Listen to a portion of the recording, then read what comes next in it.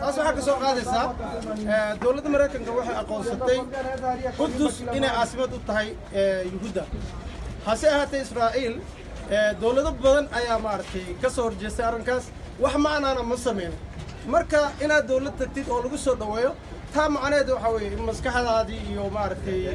dadnimadaadii lagu cayaaray inay tahay macnaha wax qiimo ma laha waxba ma soo kordhinayso halkaasna kama soo bixi wax aqoonsi ama ay aqoonsadeen awoodna uma laha inay aqoonsadaan waayo meeshaan shuruud baa jirta aqoonsiga Soomaaliland waxaa muhiim ah inay Soomaali ay wada hadlaan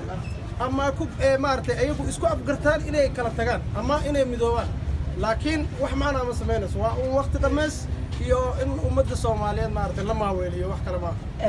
bisha Agoosto ee fooda nagu soo hayso waxaa la filayaa in magaalada Kismaayo doorasho ay ka dhacdo isla markaasina musharaxiin badan oo maartay digsanay masiirka reer Jubbaland inay hogaamiyaan ayaa halkaas iska daba tagaya iyagoo habeen dhaweetay wasaaradda arrimaha gudaha ee dowladda federaalka ay soo saartay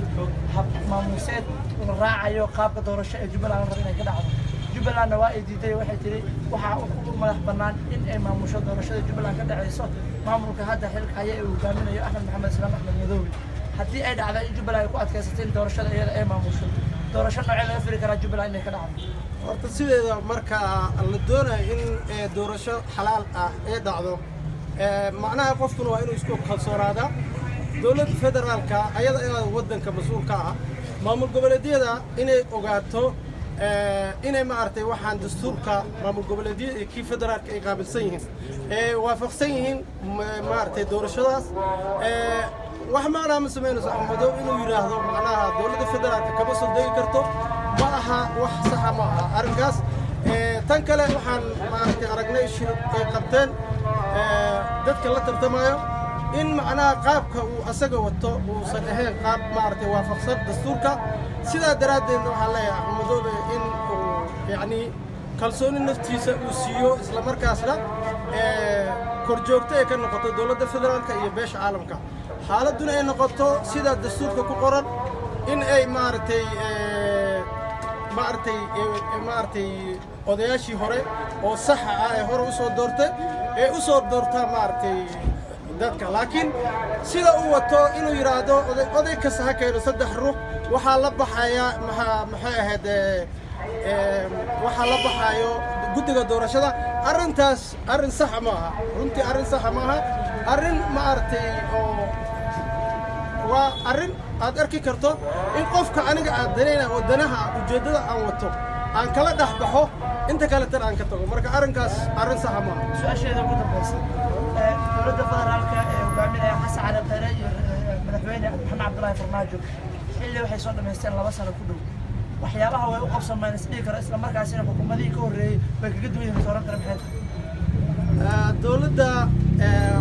horta waa bani aadan waxna way qaldamayna waxna waa la saxayaa sida daraadeed dowladda federaalka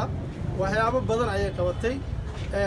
oo runtii dowladnimada waxay soo celisay sharafta ummadda Soomaaliyeed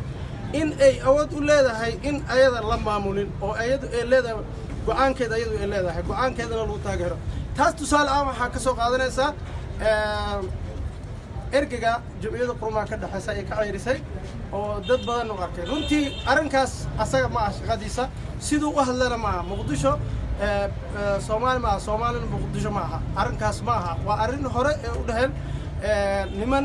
maartay maamul goboleedka kamid ah sida Abdul Gaas oo kale arrinkaas marka waxaad arkaysaa in